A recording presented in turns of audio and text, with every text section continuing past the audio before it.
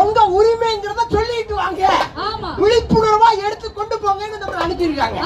ஆமா, நம்ம அக்காக்களுக்கு எல்லாம் ஒரு சோம்பல் இருக்குது. அட போங்கடா. ஆமா, நம்ம எதுக்கு ஓட்டு போடணும்? ஆமா, நம்ம எல்லாம் ஓட்டு போட வேண்டிய தேவையில்லை. ஆமா, இருக்கு 1008 பிரச்சனை இல்ல. அப்படி வரிசையில நின்று ஓட்டு போடணுமா என்ன?